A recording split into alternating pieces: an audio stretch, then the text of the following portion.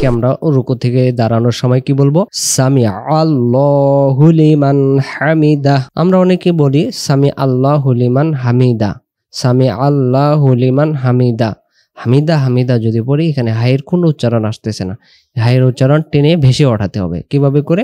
প্রথমে আমরা যাই, এমন আওয়াজ আসবে সামি সামি আল্লাহ আল্লাহ আল্লাহ।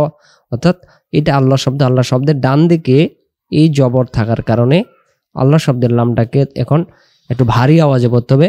সামি আল্লাহ, মুখটা ল ল ল গোল হবে।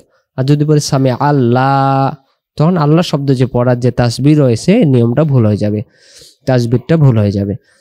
সামি আল্লাহু লিমান হামিদাহ হামিদাহ। বাংলাতে হয়াকার হা, ময়রিশিকার মি, হামিদ দয়াকার দা, আর একটা হ দিলে যেমন হয় হামিদাহ, অর্থাৎ হায়ের উচ্চারণটা ভেসে উঠাইতে হবে। হামিদা হামিদা না, হামিদাহ এমন করে।